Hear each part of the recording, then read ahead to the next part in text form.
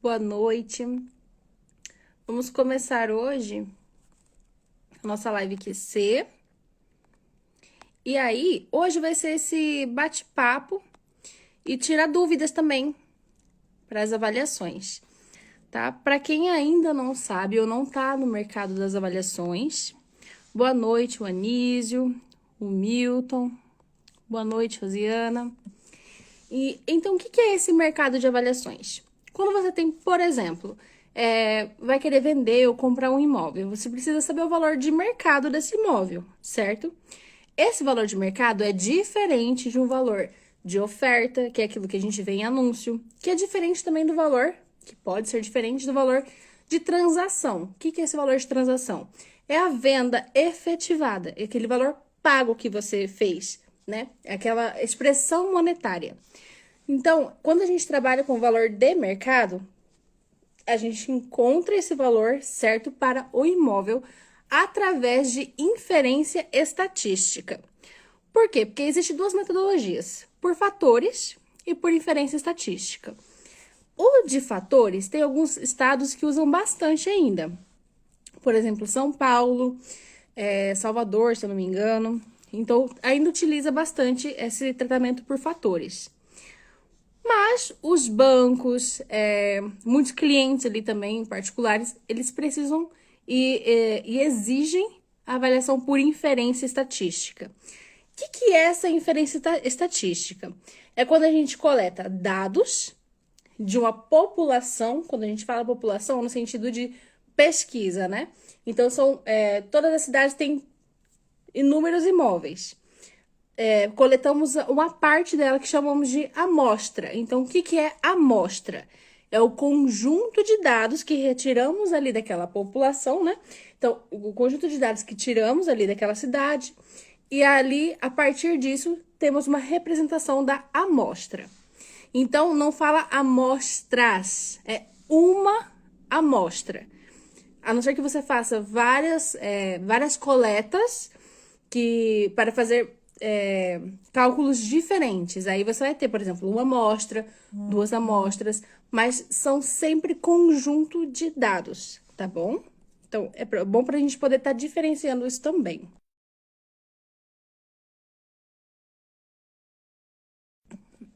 E aí, o que a gente faz com isso? Cada dado que a gente coleta, ele tem uma diferença. Você olha ali um dado, por exemplo, você coletou casas, diversas casas ali no mesmo bairro. Essas casas são todas iguais? Completamente iguais? Não, muito provável que não. Então ela tem diferenças. Então essas diferenças nas características chamamos de variáveis, certo? Então o que são as variáveis? São características que variam de um imóvel para outro. Se, por exemplo, todas as casas têm 4 quartos, então não é uma variável que você vai utilizar. Por quê? Porque todas têm isso. Então é uma constante. Se é constante, não varia. Se não varia, não é variável. Então você vai olhar e identificar características de cada uma. Por exemplo, a área. Você vai olhar, pode ser, por exemplo, o número de quartos, banheiros, suítes. Você pode estar olhando o tamanho, né, da frente dela, a testada daquele imóvel. Você vai olhar a área do terreno, além da área construída. Vai utilizar as duas áreas, tá bom? Para casas. Já fica essa dica aqui para vocês. Utilize as duas áreas quando estivermos falando de casas. Casas, galpões também, tá bom? E aí, o que a gente pode estar olhando também, observar? A localização, todas que você pegou, estão no mesmo bairro? Se sim, tranquilo, você não vai utilizar uma variável de localização, mas você pode estar utilizando uma distância de polo valorizante, porque às vezes aquele dado está perto de uma escola, está perto de um shopping, está perto de uma avenida principal, está perto de uma rodovia que seja muito movimentada e muito importante para a cidade. Então tem que olhar aquilo que vai variar e vai ser influente ali para aquele resultado. Entendeu? Aí você vai começar a pensar, o que aquele imóvel ali está dizendo? Que tem de diferente? Por que ele tem esse valor? Então, é investigativo também. A partir disso, então, fizemos a coleta de dados. Então, temos uma amostra com um conjunto de dados, que representa tudo aquele que a gente viu, né? Toda a cidade. esse conjunto de dados, essa amostra, a gente tira variáveis, que são aquelas características que a gente explica de diferente ali de cada imóvel, que devem explicar esse valor de mercado, tá? Quando você pega somente anúncios, são dados de oferta. Quando são dados de oferta, a recomendação é fazer o quê? Utilizar o campo de arbítrio, porque dados de oferta geralmente são maiores, que tem aquela margem para negociação também, certo? Então, quando a gente faz isso, a gente já sabe que o nosso modelo não vai ficar no grau 3 de fundamentação. Por quê? Porque grau 3 de fundamentação tem alguns critérios que você tem que estar atingindo. Tem uma pontuação exata, mínima ali, né, que você tem que atingir. Tem os critérios dentro dessa pontuação. Então, você tem que ver, por exemplo, o item 2, 4, 5, 6 daquela tabela de fundamentação que sai ali no relatório do SISDE tem que estar ali no grau 3, por exemplo, para conseguir estar no 3. E, além da pontuação, além desses critérios estarem atendendo, né, os itens certinho, você também tem que usar a estimativa central, que é o valor central ali. Mas, quando a gente usa o campo de arbítrio, por exemplo, para colocar um valor menor, por ser dados somente de oferta, a gente não está mais usando a estimativa central. A gente está usando menos, 5%, 10%, 7%, dependendo de onde que tem o seu estado, né, a sua cidade, como que é a análise de mercado ali do seu lugar, daquele imóvel, do seu avaliando. Então, a partir disso, a gente sabe que vai ficar no grau 2 de fundamentação. E aí, tem que sempre estar ali mostrando os critérios, colocando tudo justificando no laudo, tá? Então, isso é muito importante também. Então, para pontuar aqui de novo, fez a coleta, encontrou os dados, né? As variáveis, fez os cálculos e tem que atingir os parâmetros também. O que seriam esses parâmetros? A gente, ali no método Elite, recebemos um checklist para ajudar, principalmente quem está no começo, a saber quais parâmetros são aceitáveis ali, tá? Não vou dizer aqui todos, porque daí vão entrando no curso para vocês terem esse conhecimento também. E se tiverem alguma dúvida sobre algum desses campos que a gente tem que estar olhando, desses parâmetros, pode falar aqui que a gente vai estar respondendo também vocês, tá bom? Pode estar falando por aqui também. Além, né, dos grupos que a gente está sempre aí de 8 às 18. E aí, esses critérios, a gente tem que estar sempre olhando. A questão do F. O que é o F? O F é aquele Fisher Disney Decor. O que ele fala lá? Ele mostra o quão explicado está a sua amostra, com aqueles dados que você coletou e aquelas variáveis que você escolheu para explicar aqueles dados. Se essas variáveis não estiverem explicando bem os dados, seu F vai estar muito pequeno. Então, para você melhorar esse F, você tem que fazer o quê? Melhorar as variáveis ou os dados. Às vezes, você tem, por exemplo, aqui, ó, dados muito bons, só que tem um que está muito mais diferente dos outros, que pode ser um outlier ou ele simplesmente está um resíduo relativo um pouco maior. Então, o que você faz com ele? Você pode testar, desabilitar e ver como ele se comporta, todo aquele modelo, sem aquele dado. Porque às vezes ele pode estar deixando muito, ele pode estar influenciando muito, ele pode estar muito discrepante e ali vai estar baixando o seu F. Por quê? Porque ele não está sendo explicado. E ele não sendo explicado, ele vai deixar todo mundo meio confuso, porque aquela variável não está explicando todo mundo, mas está explicando essa parte. Se você retirar ele, talvez te explique isso aqui e aumente o seu F. Então, você tem que estar olhando isso, fazendo testes. E a cada vez que você vai fazendo, né,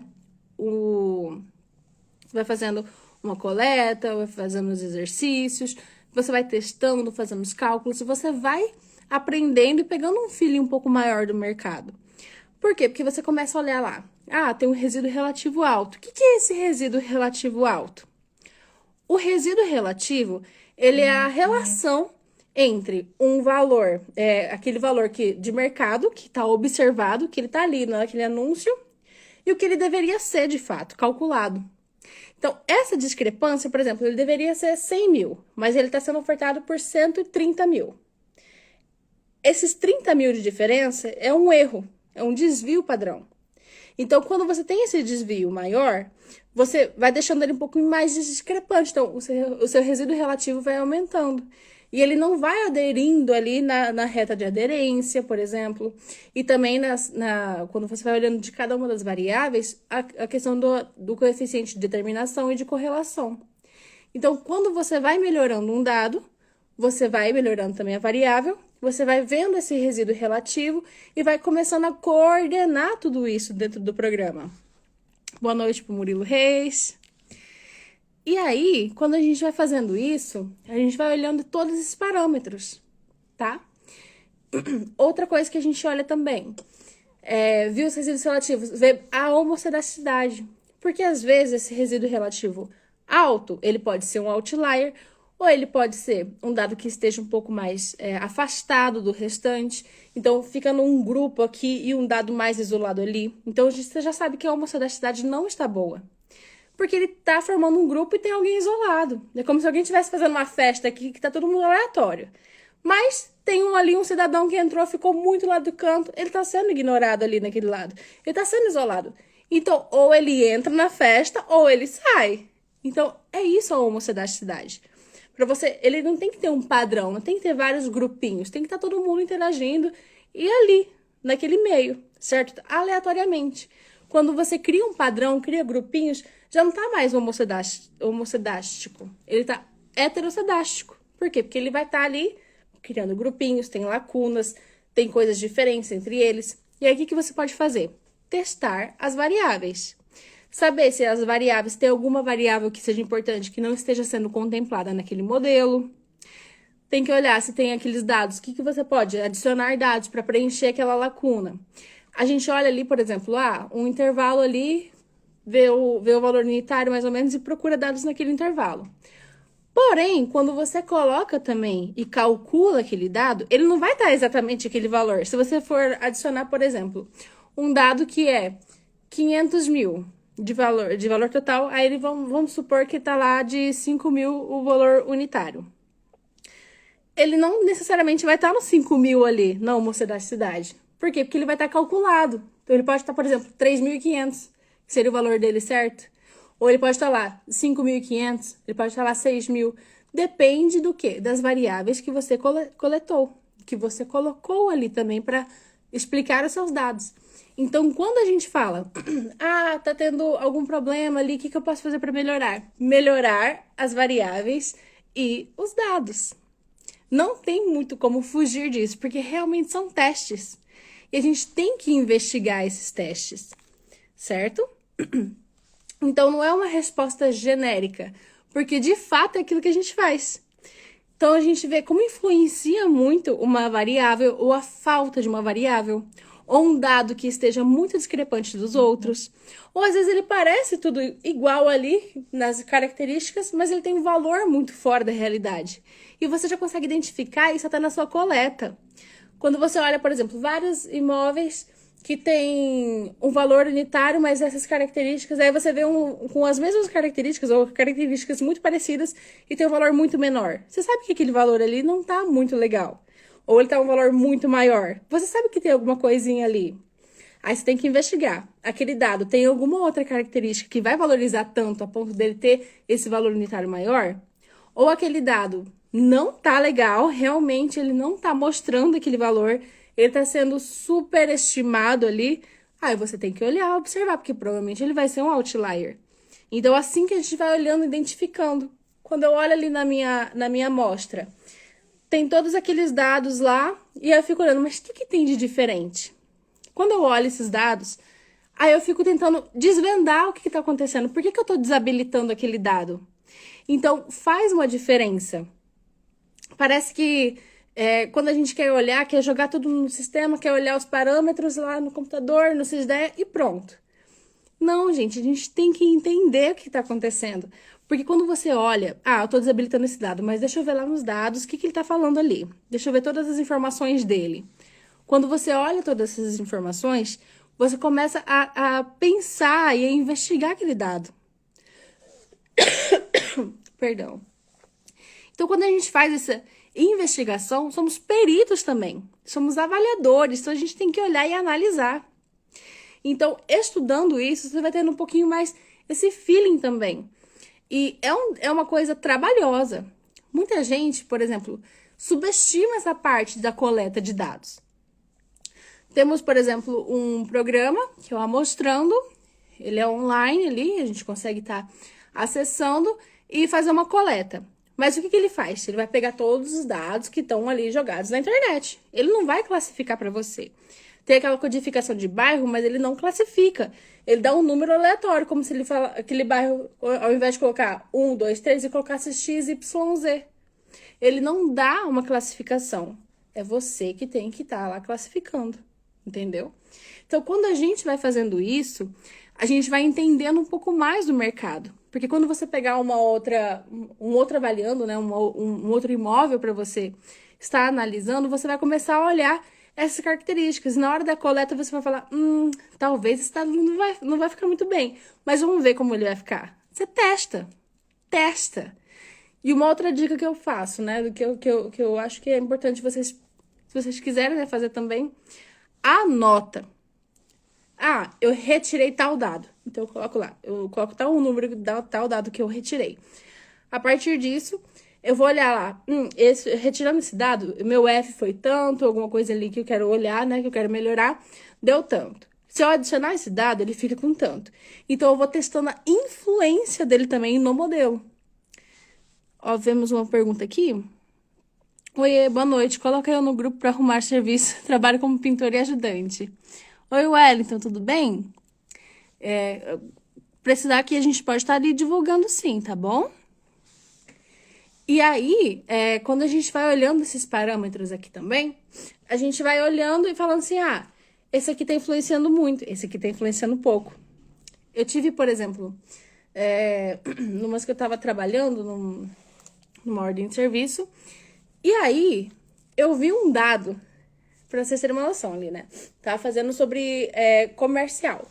Dados que era um imóvel comercial, era um pavimento todo. E o que eu fui fazendo, né? Eu fui observando, peguei diversos dados comerciais para poder fazer, né, essa tipologia, fazer a análise.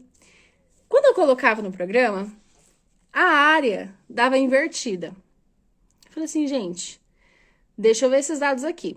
Eu comecei a olhar. E eu não achava o que estava acontecendo com eles. O que eu fiz? Eu habilitei todos e fui desabilitando e habilitando cada um. E eu achei um único dado que fazia ficar invertido. Um único dado invertia tudo aquele meu gráfico. Retirei esse dado, fui lá na planilha ver o que está acontecendo, né? Essa planilha, eu olhei lá aquele dado. Ele estava com uma área um pouco menor, não, ele estava com uma área acho que maior, e o valor unitário dele estava maior também. Então era para ser o contrário, quanto maior a área, menor o valor unitário. E ele não estava sendo explicado nem pela questão de estado de conservação, nem padrão construtivo. Coloquei também à frente, fui trabalhando com várias variáveis ali também, tá bom? Quando a gente vai olhando isso, eu percebi que ele realmente era um outlier, porque ele não estava correspondendo ao mercado. E não é porque não tinha alguma variável que não estava explicando, é porque ele não estava com o valor certo ou próximo do que seria certo. Então, é isso quando eu falo para a gente olhar e investigar. Eu tirei esse dado, a partir disso, e já desconsiderei ele em todos os meus testes. Por quê? Porque ele invertia meu gráfico. Entendi a influência dele, ele estava influenciando todo mundo. E aí, a partir disso, tirei ele e fui fazendo o saneamento da minha amostra. Entendeu? Então, isso é investigar. Entendeu? É isso que a gente está fazendo ali como avaliadores e peritos. É a nossa função entender isso que está acontecendo. E às vezes a gente tem uma preguiça, olhar e falar, nossa, eu vou pegar mais dados, vou pegar isso, vou pegar aquilo, não quero. Vou usar só essas variáveis que estão aqui. Ou que tem o programa foi lá, ajudou e trouxe essas variáveis. Eu não quero fazer com mais nenhuma. Às vezes você está perdendo a oportunidade de fechar muito mais rápido o seu modelo pela preguiça do que, de fato, olhar e falar assim, eu vou tentar trabalhar com esses aqui, vou excluir quase todos esses dados aqui. E a gente vê muito isso acontecer. E às vezes também, pela questão de, olha, não tô conseguindo entender, eu não sei qual variável utilizar. E tá tudo bem também. Por quê? Porque a gente tá nesse começo. Então, quem tá entrando, por exemplo, nessa área agora, a gente vai entrando no zero. Então, a gente vai ter que ir adquirindo esse feeling, que é uma coisa totalmente nova. Eu, por exemplo, sempre trabalhei com projetos. Então, fazendo projetos de arquitetônicos, interiores, móveis planejados. Quando eu entrei na área de avaliações, foi uma área totalmente nova. Não fazia ideia do que estava acontecendo, do que era a imensidão dessa área. Olha o Léo, boa noite, que prazer ser aqui. E o Léo é outro avaliador fantástico, fantástico. Um dia, se eu tiver aqui, ó, 10% dessa genialidade dele, vou tá bem, hein? Você é um talento. Eu sei que é. Obrigada. E então, quando eu entrei, eu não sabia absolutamente nada. Nada, nada. E na mentoria, por isso que é importante a gente ter um mentor, ter alguém que vai direcionar a gente nesse aprendizado. Porque consegue mostrar esse passo a passo e você consegue evoluir muito mais rápido se você fosse tentar fazer sozinho. Faz muita diferença. Ô, Léo, tem um tempinho aí? Quer entrar aqui ao vivo? Para dar um conselho de avaliador?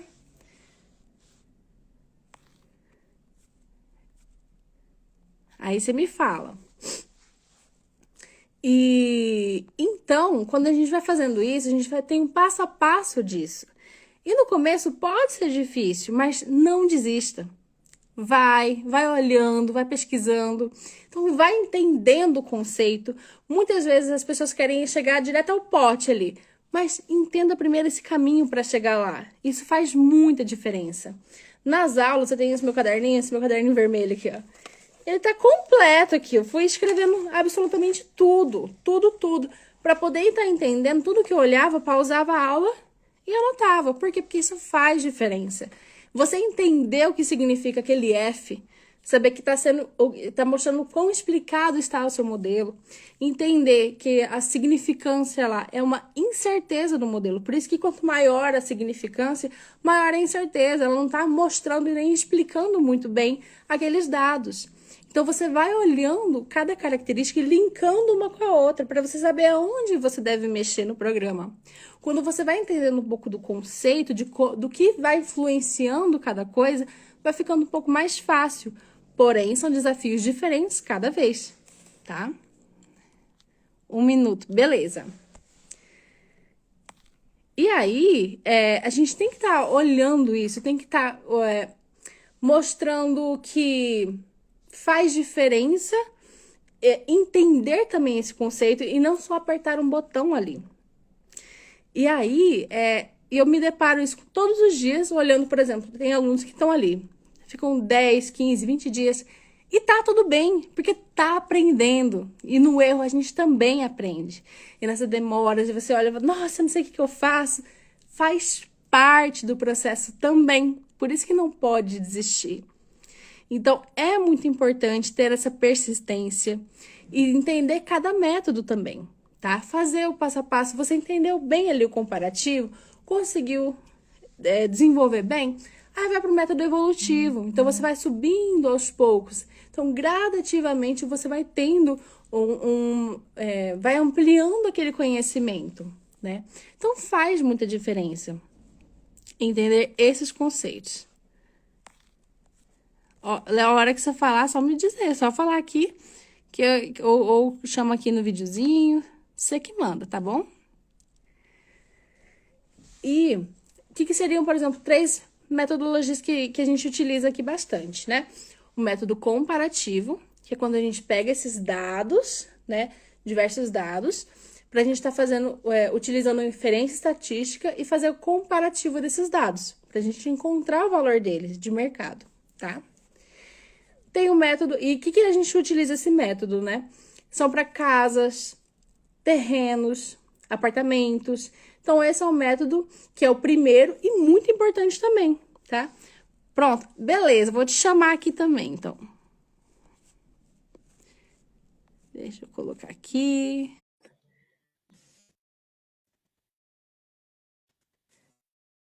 Vê se foi. Opa, tô aqui. Cadê? Fechei. Como é que é? Tô vendo essa aqui, ó, amor. É que eu tô no birô aqui. Adivinha quem é o meu Olha, amor, né? Renata Leão. Só não tô conseguindo virar aqui a câmera, né? De lascar. oh meu Deus. Poxa, Não que tem onda. a. Tem, mas não tá virando. Cadê? Vixe, Maria.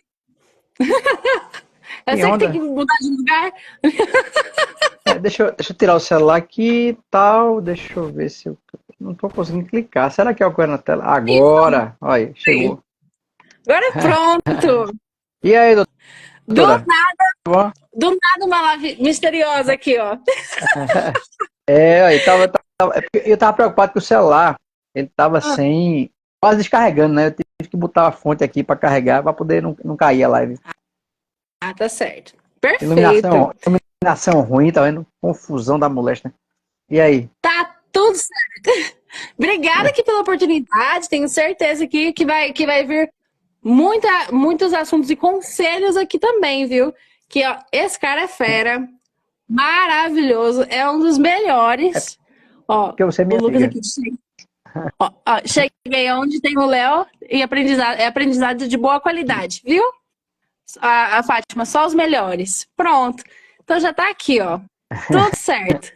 E aí? Léo, certeza todo mundo aqui já te conhece, mas também se apresente pra gente, fala um pouquinho da sua trajetória, das avaliações, Ah, das perícias. eu sou um cara de bem com a vida, feliz por ter amigos assim como você no Brasil todo. E a gente recentemente se conheceu, né? Lá em São Luís, Sim, aí no nosso projeto de elite. Né? Me chamo Léo Coimbra, sou engenheiro civil. Já carreira, vamos lá fazer uma conta aqui rápida, 25 anos de carreira, embora, né, a cara de menino, né, nem tanto, meio maracujá e tal. É, engenheiro civil, tenho pós-graduação em estatística aplicada. Quando eu fiz essa pós-graduação, eu não estava muito, não existia tanta pós-graduação assim na área, né? E por outro lado, era uma pós-graduação que tinha inferência estatística como método puro, entendeu? E aí eu achei legal fazer por conta disso. Mas assim, no começo não era avaliações, né? Era obra, era gestão, era obra pública, privada, trabalhei no Porto de Suape, coordenador de engenharia. Eu tive muitas experiências legais, assim, totalmente aleatórias do ponto de vista, não fui eu que escolhi, né? Eu tive a experiência e fui fazendo, fiz obra, enfim, trabalhei em multinacional e, e aí depois abri a minha empresa e a avaliação surgiu para mim quando eu tinha 35 anos já. Portanto, eu tinha aí quase 10 de formado, né? E aí surgiu num momento da minha vida de dificuldade, de trabalho mesmo. E aí eu já conhecia, né? Eu tinha sido aluno na graduação de Rubens Dantas. Né? Eu tive essa sorte olha aí só. na graduação, na universidade. E aí entrei, o credenciamento estava aberto, Caixa Econômica e Banco do Nordeste aberto.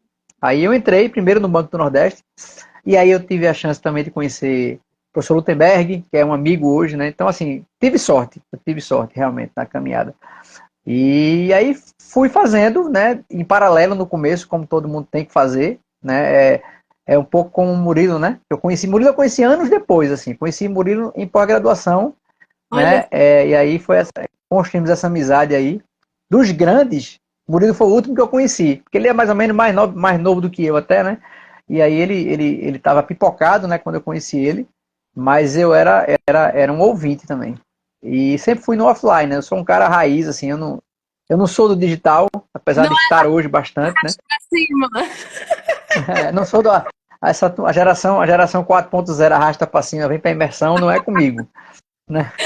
É, e aí, assim, aí começou como tem que ser, mas eu tava naquela fase, qual era o ano, meu Deus? Era final do boom do Minha Casa Minha Vida. Mas tinha muita avaliação na caixa ainda, né? Então, tipo, dependendo do que você tinha como raio de atuação, na época era aquela que você escolhia, né? Hoje em dia não é mais assim. Aí você podia escolher as cidades que você queria. E podia fazer muita coisa, né? Se os papas digitais da avaliação tivessem naquela época, né? Ia avaliar até em Moçambique, entendeu? Porque eu podia, é aquele modelo para ganhar a vida.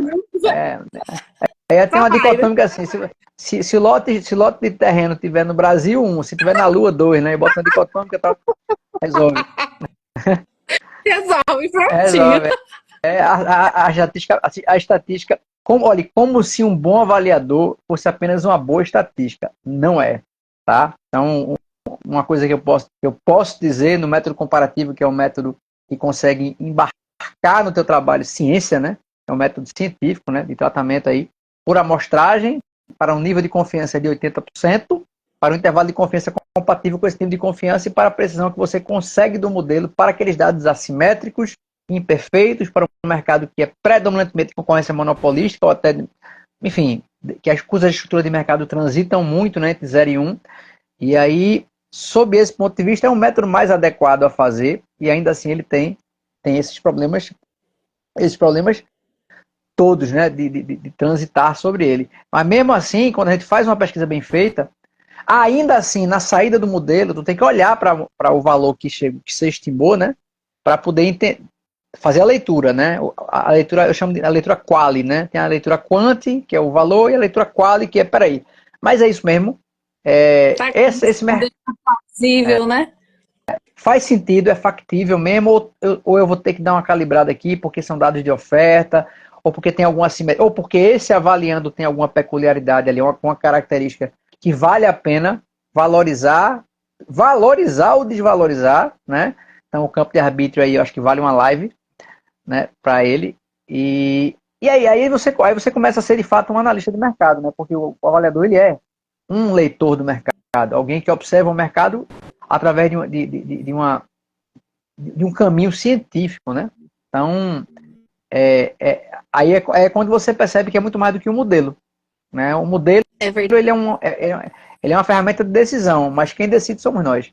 A partir do extrato de mercado que eu tirei naquela pesquisa, mas que não é o mercado, é que é uma amostragem daquilo, né? E, Perfeito. portanto, é uma fatia da pizza, né? Então, você tem que Bem saber. isso, bem isso que eu estava explicando aqui no começo. Que a gente olha e fala assim, muita gente fala amostragem, mas não, é uma amostra que é um conjunto de dados que você tirou. Porque, por exemplo, uma população, você tira uma amostra daquela população para representar aquela população. Então, Isso, você tira um conjunto de dados, tem a sua amostra e você tem que analisar ali minuciosamente cada um deles. isso. Para entender a influência, para saber se está correspondendo ao mercado. Porque às vezes ali tem aquela diferença, aquele resíduo relativo alto, que é o observado, muito diferente ali do que é o valor calculado. Isso. Então a gente vê esse desvio maior. Então, que às vezes a variável não vai estar explicando, Uhum. entender o porquê que não está explicando, entender a tendência daquele dado também no modelo. Que somos peritos e avaliadores. Temos que É, investigar, né, Léo? porque qualquer software que você pegue, né? Então, tem softwares bons aí no mercado, né? TSREG, SysDEA e tal. Mas ele é uma calculadora. E você não pode ser um analfabeto funcional da calculadora, né? Você tem que saber ler aquilo ali. Então, o resíduo relativo é um assunto bom, porque ele é uma contraprova da base de dados, né? Ele joga a base de dados no próprio modelo que você gerou e vê o quanto ele erra na estimação. Na verdade, é isso que funciona, né? Então, eu disse que na minha pesquisa valia 10 mil metro quadrado e eu estou dizendo que vale 12 mil. Então, é 20% aqui de diferença, né?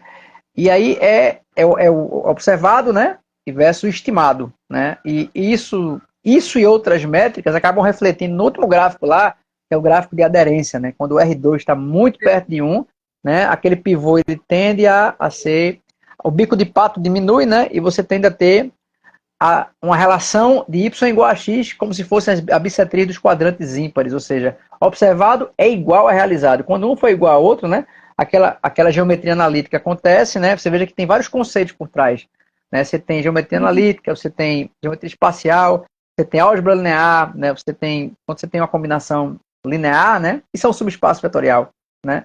Quando você tem uma análise de sensibilidade, isso é uma derivada parcial.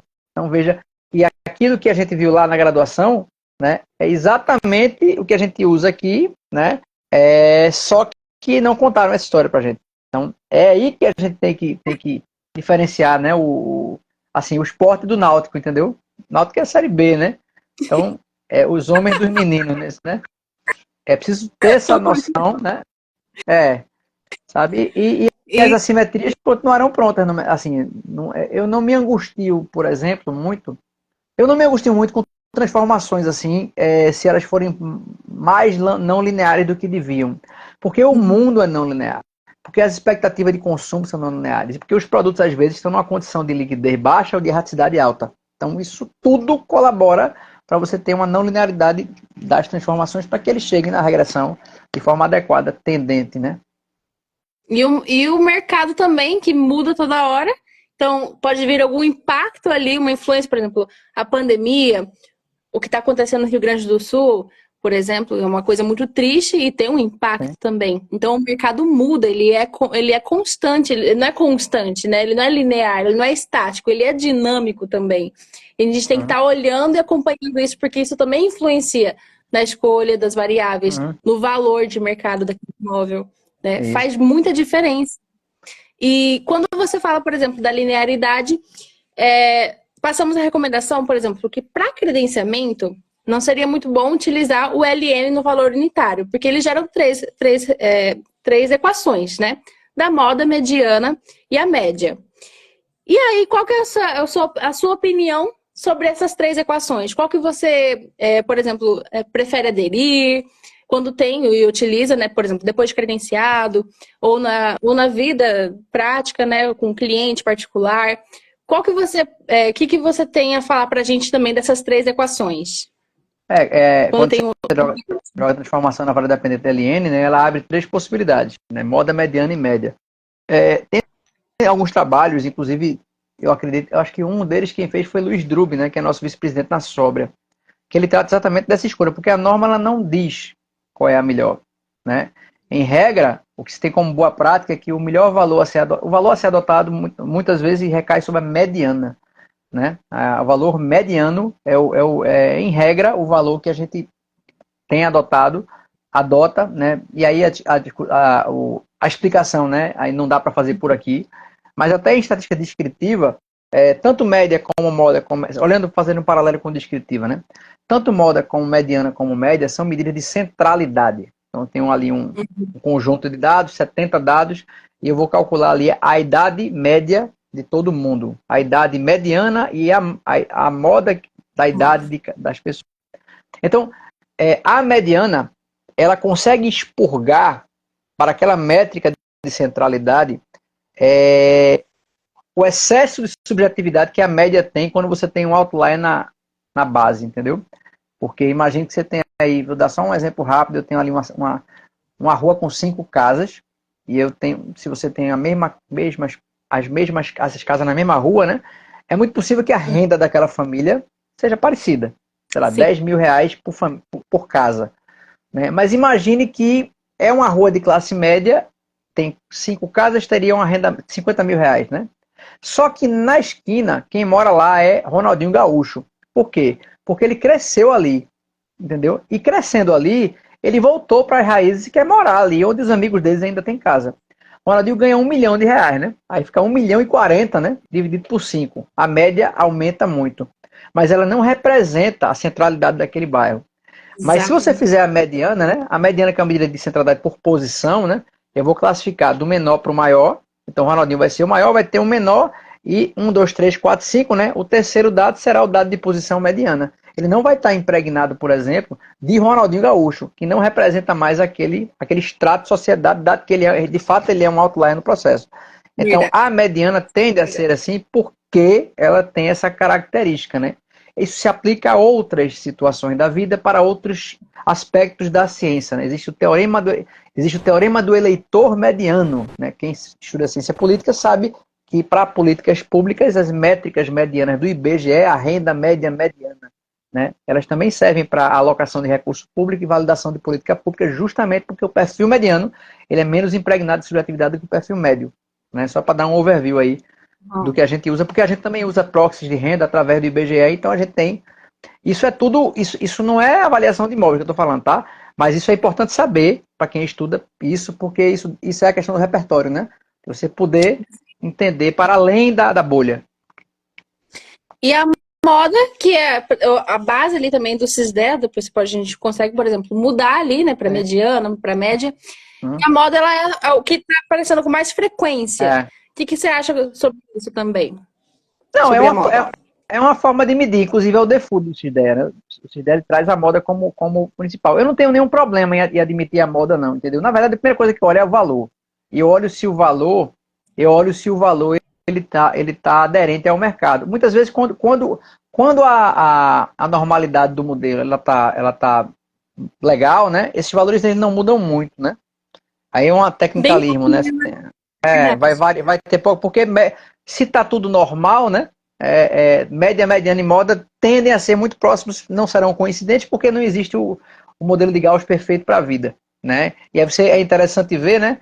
Que quando você tem um modelo, geralmente ele é assimétrico, e a simetria gaussiana é uma simetria à direita ou à esquerda, né? Se ela for à Sim. direita, é moda, mediana e média. Se ela for à esquerda, é moda, mediana e média, né? Então, entende? Média, mediana e moda, né? É o contrário. Aí você tem ali a posição, a Como se fosse... sequência de crescimento desses valores, ela reflete o lado da simetria aí eu estou sendo muito técnico, né? Da curtose lá gaussiana. Então você tem ali, essas interpretações são legais também de fazer, que você vê para onde o mercado está sendo mais assimétrico, para um lado ou para o outro, Perfeito. Não, né? gente, olha isso aqui. Olha a riqueza desse conteúdo aqui, Léo. Obrigada. Uma aula maravilhosa. Tá vendo, gente? Não tem como. Pegar um tópico e olha quanto conhecimento a gente consegue ter aqui. E realmente ver essa simetria do mercado e como ele funciona. E isso é É, muito bom para a gente ir melhorando esse feeling de mercado, de entender o que está acontecendo, né? Por que será que esse valor tá aqui, desse imóvel? Então, o que está representando? O que está influenciando muito? Então, o que aquela... olhar ali, por exemplo, a equação que está gerada para todo aquele modelo, é porque ele está olhando o resultado de todas aquelas variáveis, com tudo aquilo que foi observado, com todos aqueles dados, que vai ter uma resultante. E essa isso. resultante que a gente vai estar olhando, né? O quanto ela está sendo aderida também naquela reta, né? É, Então, quando a gente olha isso, a gente consegue observar, esse dado aqui está muito distante, ele não está aderindo. Mas por que ele não está é. aderindo? Ele não está com o valor certo ou ele não está sendo explicado? Porque ele está com o valor certo, mas ele tem uma característica diferente ali também, né? É que o imóvel chama é o que a norma chama de singularidade, né? Então há uma singularidade, ou há também, quando é um dado só, muitas vezes ele é realmente um dado singular, ou ainda ele é um dado que tem informação errada, ele é um dado de leilão, que você colocou lá, ele é um dado que confundiu área construída com área de terreno, muito comum também isso, né? Verdade. E aí você acaba percebendo isso. E eu costumo dizer o seguinte: se o dado não tiver errado, ele for apenas um valor deslocado, né, da massa que representa o mercado, e ainda se ele for um outlier, e se esse outlier tiver até acima, né, de 5%, porque a norma ela não crava isso não, né? Se a Sim. gente entende que o mercado ele é imperfeito e tem assimetrias e aquele dado faz parte do mercado, não tire ele. Eu não deve tirar um acima, porque tirar as assimetrias do mercado é como você tirar as bordas de uma situação que tem que ser irregular. A simetria faz parte da vida, né? Não faz sentido você, não, só para chegar num R2 maior, eu vou fazer isso, mas eu estou vendo que o valor tá bom, tá tudo passando, ele só é um outlier. Eu não estou preocupado com isso. Não é isso que me incomoda. Tem que olhar também na homocedacidade, ele não está muito isolado, muito discrepante, que vai tendenciar demais, ou se Uhum. de fato ele está ali, perto da É, galera, que antes de entrar aqui eu também falei, é como se fosse na homocedacidade, como se fosse uma grande festa acontecendo.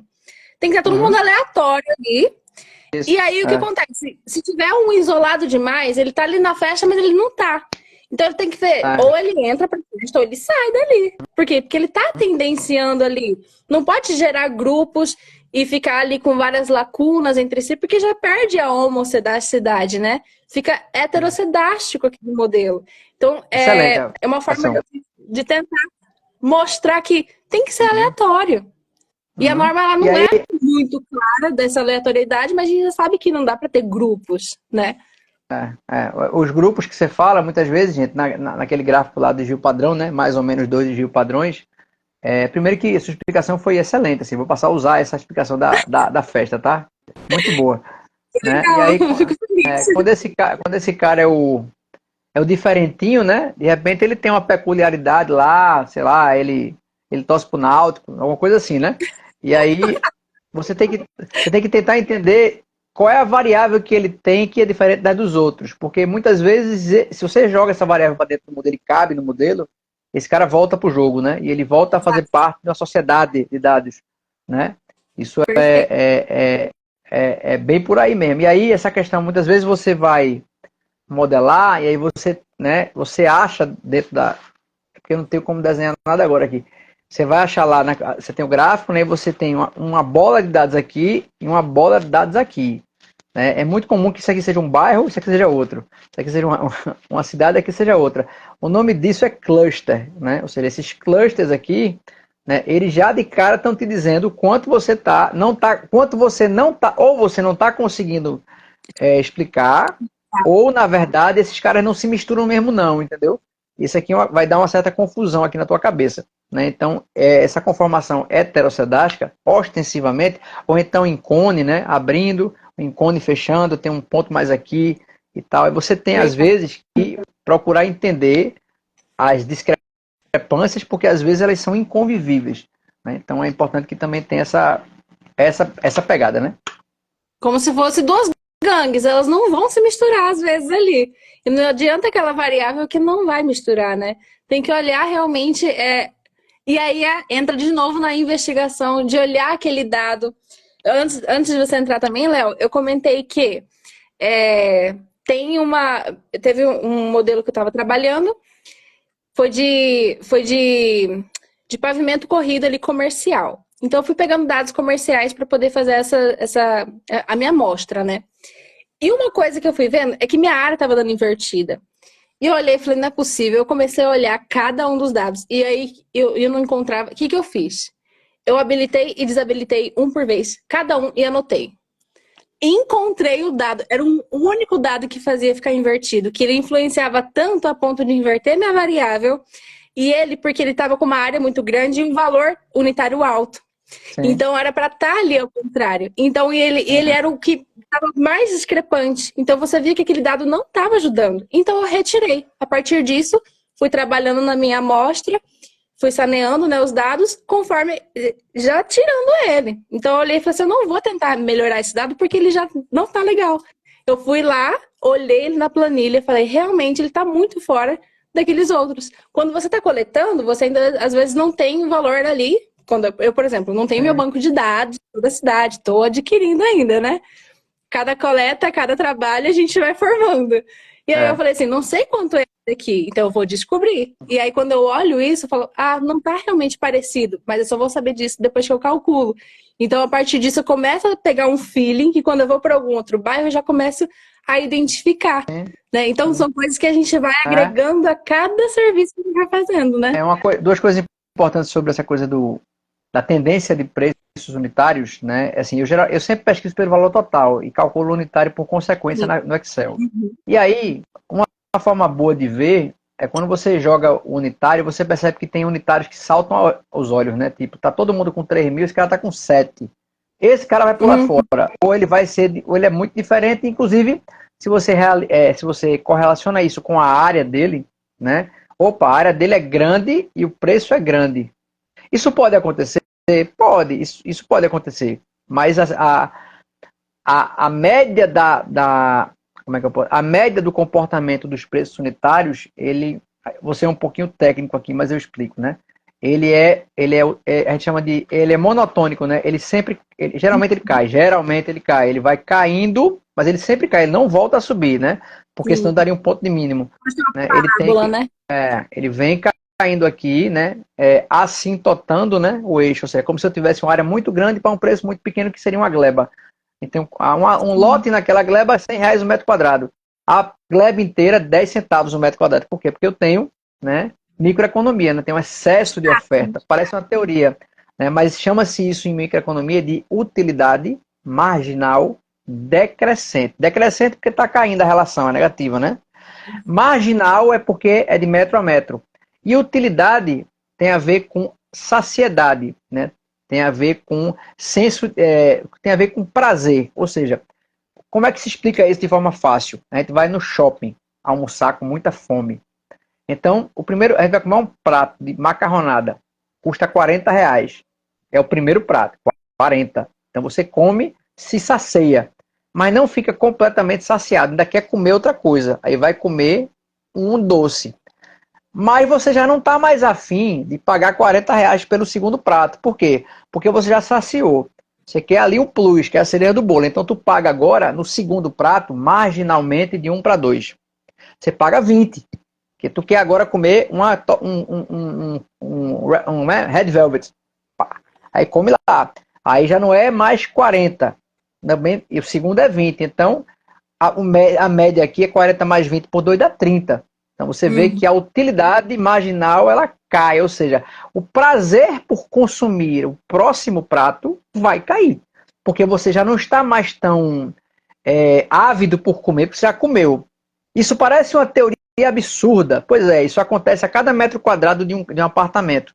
O apartamento, quando aumenta a área construída, né, a necessidade para aquele mercado, a necessidade padrão de consumo do indivíduo diminui a cada metro quadrado, porque o padrão de consumo é aquele.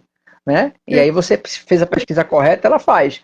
Tanto que se você fizer a pesquisa errada, ele dá ponto de máxima, né? Porque ele distorce o comportamento do mercado porque a pesquisa não está correta. Quando é que acontece isso, Léo? Né? Pode, é aquela coisa, quando eu estou com um apartamento muito pequeno, não, então eu posso comparar com flat. Pode não, flat é outro produto imobiliário.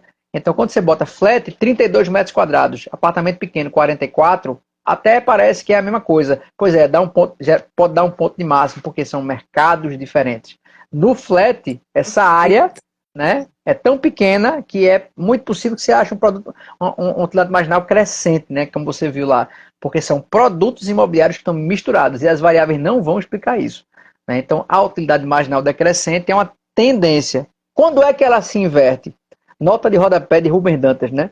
Quando você tem, por exemplo, terrenos urbanos com grande potencial de incorporação.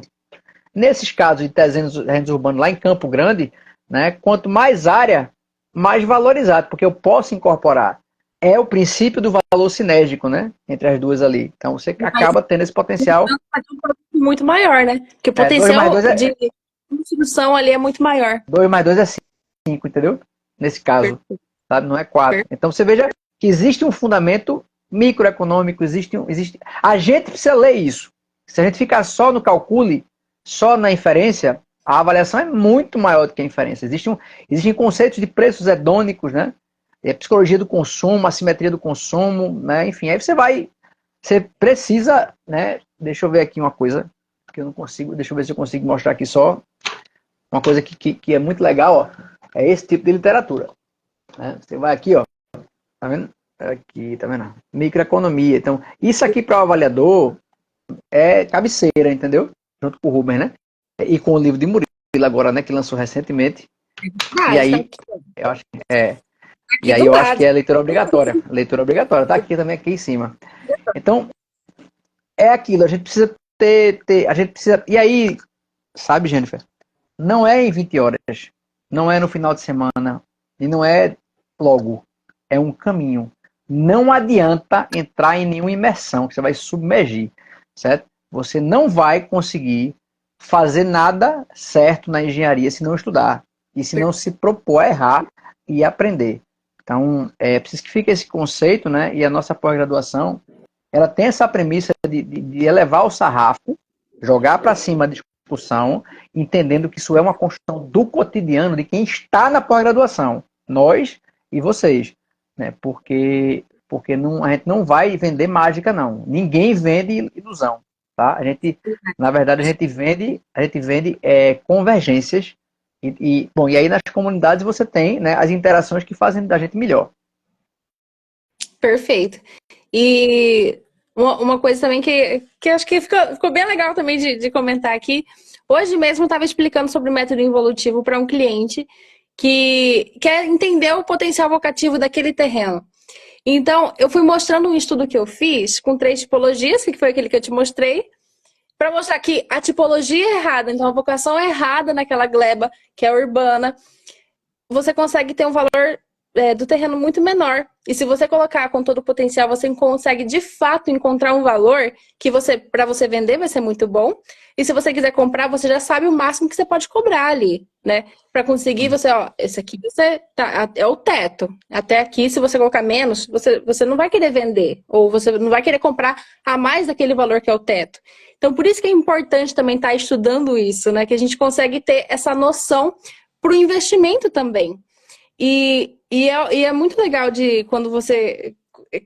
Eu também vou olhando também todas as aulas, né, para conseguir estar e eu vou anotando tudo, né? E isso é realmente a prática. Porque quando eu fui colocar ali para mostrar para o cliente, para mostrar também os cenários depois de dentro da tipologia, porque eu fiz tipologias diferentes, depois eu fiz cenário para aquela tipologia. Sim. E aí depois eu deixei um laudo só com o cenário, com a tipologia adotada e os cenários dessa tipologia. Mas eu apresentei para ele também essas 3 tipologias para ver a influência que isso faz também. E entrando de novo sobre os dados, quando tem dados muito semelhantes, vamos supor que está ali na mesma rua, tem todas aquelas casinhas que é um formato só ali, tem uma área bem parecida ou a mesma, tem tamanho de terreno igual, tem ali o padrão construtivo muito semelhante. O que você geralmente adota como uma variável para poder utilizar esses dados, ou você não pega esses dados porque parecem repetidos, apesar de ser imóveis diferentes? Não, assim, se eu tenho uma casa numa rua, né, e você tem ali 4 ou 5 dados daquela rua, né, para aquela casa, com certeza eu vou pegar. Agora, o que eu digo muito é assim, você não pode ou não deve, se a avaliação é de mercado, o mercado não é aquela rua. O mercado é a região que está no entorno daquela rua, que inclusive também é aquela rua. E outra coisa é o seguinte, assim, portanto, você tem que abarcar uma região que esteja Uhum. circunscrevendo aquela história toda ali, mas que explique aquele mercado, né? Isso é a primeira coisa. E a segunda coisa é entender, uma coisa que eu entendi depois de 10 anos de avaliação é que variável varia. É uma coisa engraçada, né? Variável Exato. varia. Por quê? Porque imagine, e aí eu vou explicar por que que eu faço essa brincadeira que é verdade, né? É assim, eu tenho Minha Casa Minha Vida. No Minha Casa Minha Vida, você tem um produto imobiliário que tem um intervalo de área muito pequeno. Tipo, ele vai de 50. Digamos que eu tenho uma pesquisa que tem 40 dados, e a área construída, que é a variável mais importante, né? Junto com a localização, ela tem de 55 a 62. Então ela varia muito pouco. Mas eu olho para o preço unitário, ele muda muito.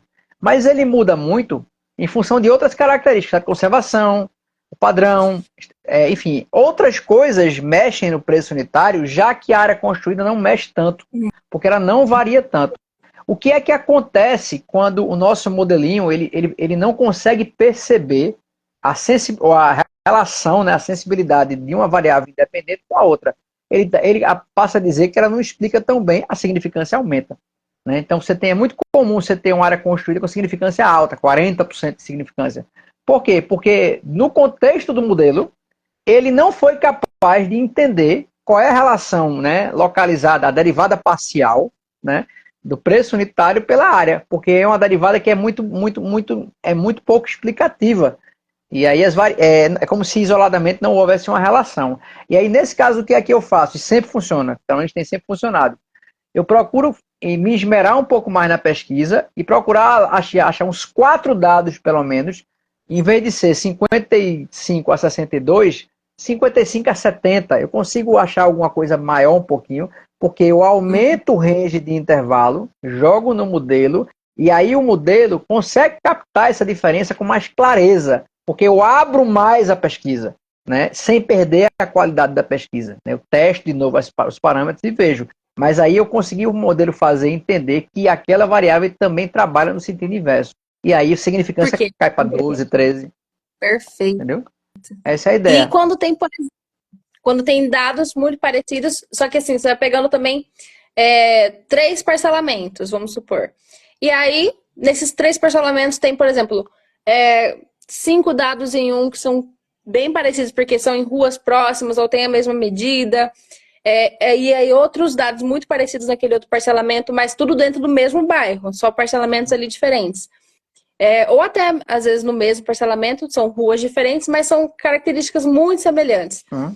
E aí, quando coloca no modelo, ficam bem juntinhas, mas tem uma diferença de valores, ou valores também muito parecidos, mas elas ficam juntinhas ou Uhum. até enfileiradas ali no modelo. Você vai excluindo algumas delas ou você vai encontrando uma outra variável? Qual que é a sua estratégia quando é assim, quando ficam vários grupinhos assim na homocedasticidade, mas não grupinhos, eles ficam grupinhos alinhados, é como se fosse Sim. assim mesmo, É, né? eu sei. É. Não, aí você tem que, assim, ali ele tá dizendo, ele tá estratificando muito bem assim, as condições de localização, né, de posição. E aí, tentar entender no mesmo bairro, né, ou em uma geografia parecida, né, quem é quem. Tipo, eu estou perto do quê? Eu estou perto do shopping, né? Eu estou mais próximo de uma BR, né? Eu tenho uma vocação mais parecida com comercial, embora eu seja residencial, né? Eu estou ali numa região fronteira com alguma coisa que é desvalorizante, como por exemplo, estou perto do caminho do lixão.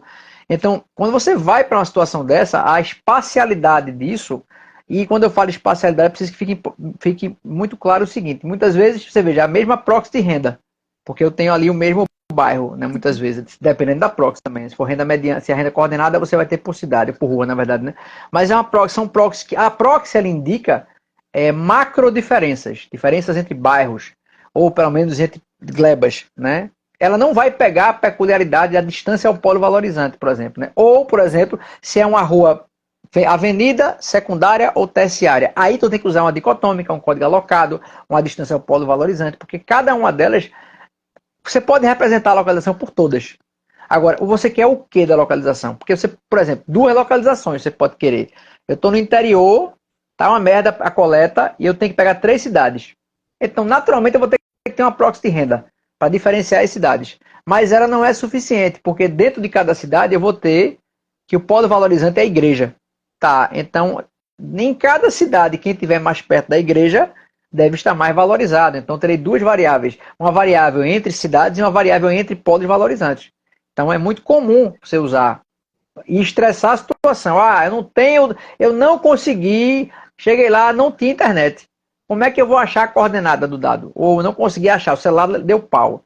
Mas eu tenho a rua. Mas a rua é algum lugar ali. É perto da sorveteria, sei lá, né? Beijo Frio. Pronto, você vai fazer essa localização pinada, mais ou menos ali, né? Contando com a boa vontade, e você vai. Geralmente eu pego o polo valorizante e faço uma distância radial, né? Eu crio elementos concêntricos e crio zonas de interferência, ou seja, localizado com um raio menor que 500, 3. Entre 500 e 1000, 2. Saiu de 1000, 1. Então eu consigo ver, pelo menos num sertãozão pesado, onde eu não tenho quase nada, qual é a relação de espacialidade com o polo valorizante através de uma dicotômica, até de um código alocado. Responde bem pra caramba também. Quando você tá ali sem armas, né? Digamos assim, tu tá indo pra uma guerra e tu tá indo pra uma guerra de estilingue, entendeu? Tu tem que resolver. Eu fiz isso, eu tinha esses dados semelhantes também, e aconteceu isso comigo também em uma coleta que eu estava fazendo para um estudo aqui também de uma gleba. E aí, eu fui pegando dados ali, e tudo que ali próximo era de loteamento. Então, ali, provavelmente, a melhor vocação vai ser um loteamento também. E o que acontece? Eram muito semelhantes, todas as características, só que tinha algumas coisas que eu comecei a observar. A questão de pavimento, algumas não tinham, né? A maioria não tinha, mas outras eram mais próximas. Onde tinha mais próximo, tinha um valor um pouquinho maior. Consegui utilizar ela como uma dicotômica. Outra coisa que eu fiz, a distância também é um polo valorizante, havia um polo esportivo ali. Então eu Uhum. peguei, fiquei lá no Google, encontrei ali, eu fiz a reta mesmo, né? Daquele dado até, de cada dado, né? Até aquele polo esportivo. E ali começou a modificar. E outra coisa que eu fiz, eu olhei e falei assim, vou ter que testar. Porque ainda não estava muito bom. Eu falei assim, vamos tentar encontrar uma coisa que vai fechar. Eu comecei a olhar a evolução daqueles parcelamentos.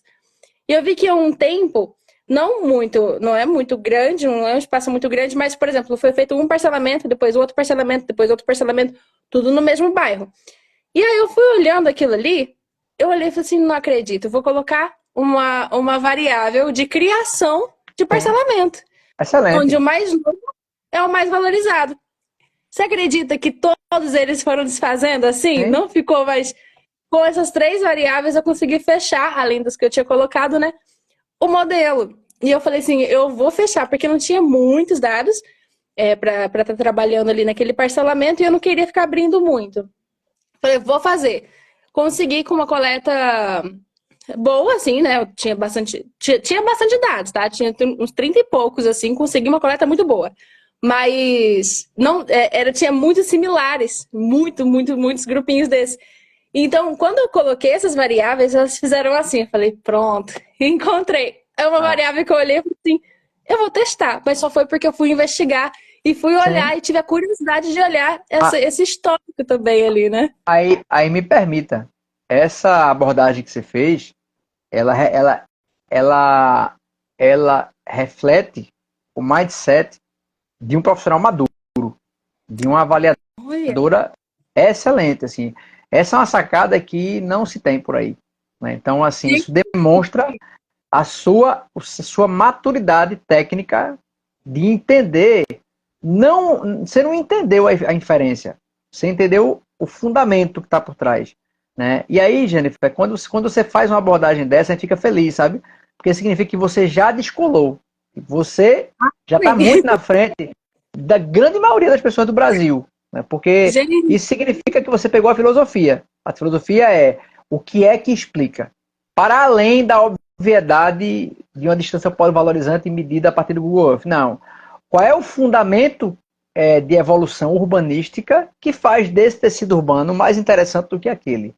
Beleza, consegui estratificar isso por cores de repente, né? E aí fiz um código alocado qualquer lá, alguma coisa, sim. né? Essa percepção, ela é muito difícil, eu diria você, de uma pessoa ter assim. Então, eu diria você que seu mindset, sabe, é isso aí. Assim, não tem. Parabéns. Obrigada, É, obrigada, tô muito feliz mesmo. é. Porque eu olhei e falei assim, gente, será que eu vou criar? Eu vou criar. E aí eu fiz a Porque variável tem que e deu testar, né? É testar a variável, né? Testou, passou na certo. significância, respondeu bem, equilibrou o modelo, jogou a nuvem de pontos para uma normalidade, foi no caminho certo. Ela é explicativa, ela é importante para o modelo, né? Significância baixa, né? Tal. Então isso é legal. Isso faz diferença. Fico muito feliz. Muito feliz mesmo com isso. E isso eu fui olhando e observando também na diferença também que a gente tem. Porque cada um vira um desafio.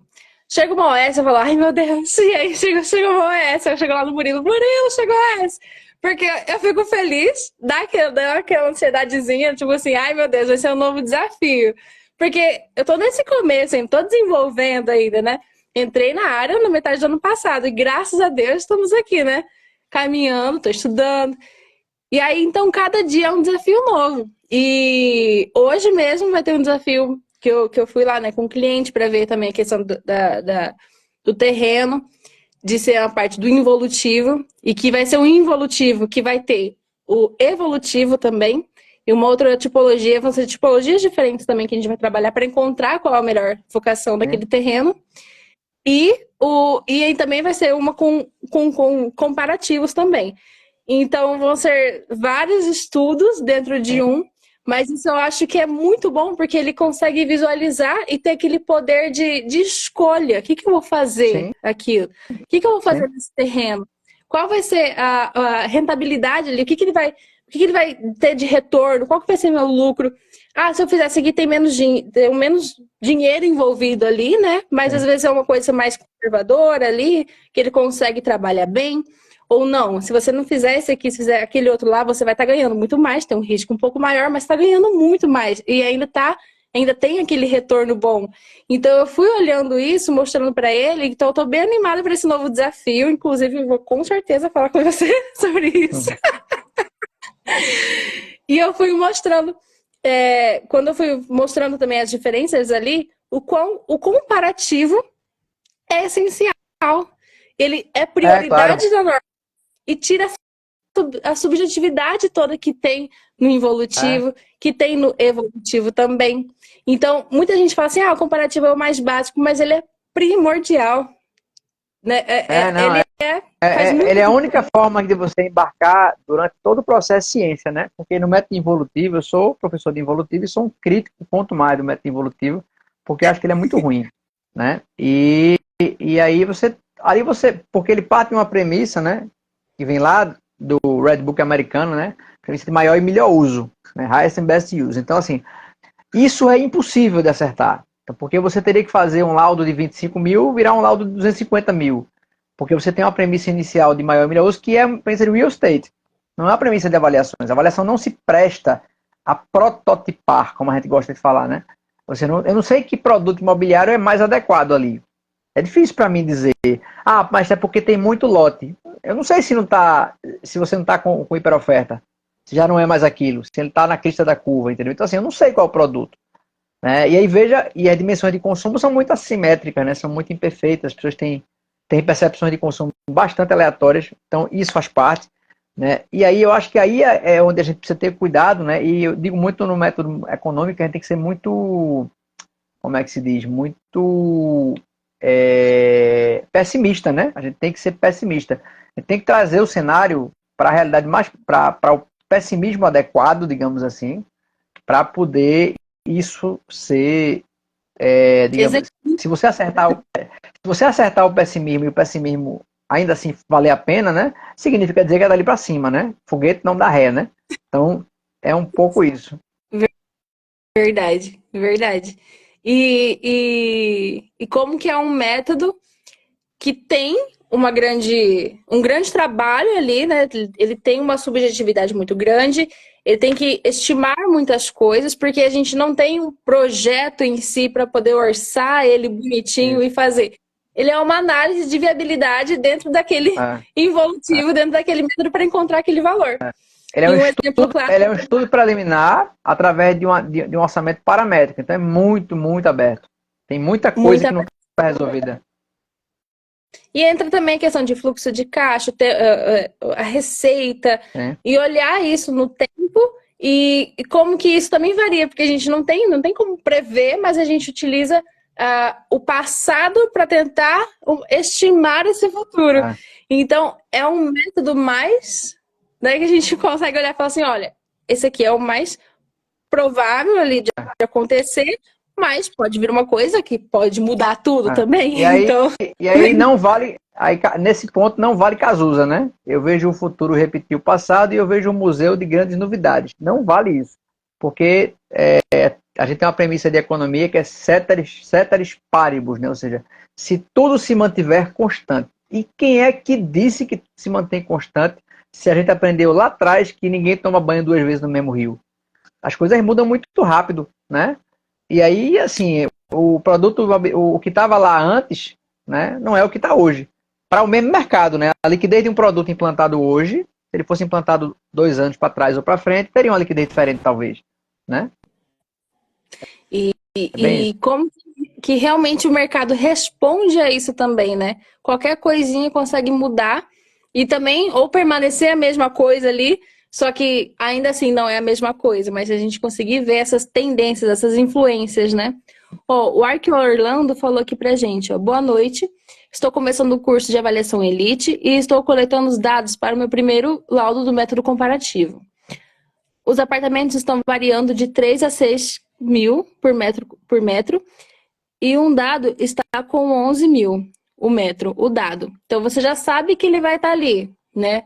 Pode ser um dado muito discrepante, ou que ele vai ser um outlier, ou ele não está respondendo, ou tem uma variável que precisa explicar esse dado, né? Aí ele pergunta, para excluir o dado não se exclui, dado se inclui ou se conclui. Né? Então, você, antes de fazer a exclusão, primeiro que a exclusão dele, se ele não for um absurdo, era uma exclusão de critério inferencial. Né? Você pode até sanear, mas, em regra, eu não gosto de tirar muito assim, se eu entendo que a pesquisa está bem feita. E aí, Orlando, a diferença de preço unitário, você está relacionando o preço unitário com a área. Né? E o padrão construtivo? E a altura do prédio? Né? E o estado de conservação? É nascente ou poente? Quantos quartos tem? Né? Quantas vagas de garagem tem? Quantos elevadores tem? Ali tem brinquedoteca, tem piscina, né? Ou não tem nada disso e está ainda numa região que é de uma rua sem saída. Então, é um conceito multidimensional porque é uma combinação não linear. Muitas vezes é um hiperplano, né? Eu digo muito nas aulas que existe um negócio chamado metodologia da superfície de resposta, né? Explica muito isso, né? Ou seja, eu não estou ali exatamente numa coisa bem comportada, né? Eu tenho várias variáveis que elas não se comportam entre si de forma linear. Não é sem razão que se eu aumentar, por exemplo, 1/4 para 2, ou 2/4 para 3, vai mexer na área, vai mexer no valor do mercado. Mas se eu aumentar de um banheiro para 2, mexe, mas numa proporção diferente, para uma transformação diferente. Né? E aí você vê que as sensibilidades e os impactos de cada variável no preço unitário, dentro do contexto do modelo, elas variam de forma não proporcional entre si. Não é sem razão que transformações são diferentes também. Então, a diferença de transformação, ela conta a seguinte história. Existem variáveis que, em relação ao preço, são mais não lineares. Elas são mais difusas no comportamento do que outras, que estão mais bem comportadas. Portanto, espere sempre dela uma surpresa. Que aí você vê uma equação diferente também para poder encaixar e ter essa aderência ali, né, daquela variável naqueles dados. Ó, ele falou aqui também, ó. E uma cobertura com piscina. Então talvez essa cobertura com piscina tenha só naquele dado, aí você tem que olhar. É uma variável que você consegue ter e atender a micronumerosidade também, o equilíbrio ali da sua amostra, ou é uma coisa que você vai ter que utilizar o campo de arbítrio, né, já que não for contemplado essa característica, como o Léo falou também, bom, não tem aqui, mas se é no seu avaliando, né? Ou se for apenas um dado que está muito discrepante, alguma coisa, se você não conseguir realmente colocar ele ali. Aí ele não atendeu a aderência ao modelo, porque eu não estou avaliando cobertura, então de repente ele não é para estar no modelo. Né? Realmente ele está ali atrapalhando. Aí realmente a pesquisa tem que depurar, digamos assim, né? E, Léo, quando tem, por exemplo, o apartamento, todo mundo, isso é uma coisa que sempre perguntam, né? A gente sempre fala que a norma fala que quanto mais completo, melhor, né? E menor a chance de contestação. Mas, por exemplo, o endereço. Não conseguiu o número do apartamento. Você acha que é uma coisa que realmente podem contestar? Ou é uma coisa que, não, tudo bem, todo mundo entende a dificuldade, que nem todo mundo passa, nem todo corretor passa. Dá para ficar sem essa informação no modelo? Como que você faz quando tem esses empecilhos, né? Veja, assim, poder contestar sempre vai poder, né? Cabeça de juiz e bunda de menino tem todas as possibilidades possíveis, né? Mas assim, eu tecnicamente, isso não é uma... Se você contemplou tudo que devia no modelo, e não é isso que... Porque entenda, o que é a lógica? O que é a lógica da explicação de um dado com relação à planilha? É a capacidade que o seu trabalho tem que ser auditável e reproduzível. Reproduzível ele será, de cara. Auditável seria assim, eu quero pegar o dado 28 e quero poder achar esse dado. Eu quero pegar meu carro, ir lá nesse dado, sem ninguém me ajudar. Você vai chegar. E na portaria você vai ligar. Para alguém e vai chegar. Então, assim, não é isso que faz a avaliação melhor ou pior. Infelizmente, Jennifer, e aí é infelizmente mesmo, a gente tem colegas que estão dentro de bancos, né, querendo ser mais real do que o rei. Isso é real. Isso é verdade. Né? Mas, assim, isso não faz uma avaliação ruim, não. De jeito nenhum. Se você puder colocar, você coloca. Se você não puder colocar, sinceramente, e do ponto de vista da estimação de valor, não é isso que vai distorcer, não. É um excesso de preciosismo que colabora mal, inclusive, para o credenciamento. Nossa, inclusive a gente está tendo alguns casos de olhar as correções, os analistas estão pegando muito pesado ali, coisas que não precisariam, né? De questionar por que você utilizou esse método, quando ainda também é muito bom para utilizar naquele modelo, por exemplo, algum galpão, mas aí vem colocando, tem vários galpões aqui em oferta, mas às vezes na região, naquilo ali, ou naquela solicitação, não dava para ser atendido naquelas características. E aí o aluno tem que contestar isso, ele foi contestado, né? Só que ele tem que entrar com recurso para mostrar que não, ó. Eu sou o avaliador aqui, eu entendo aquilo que eu fiz também.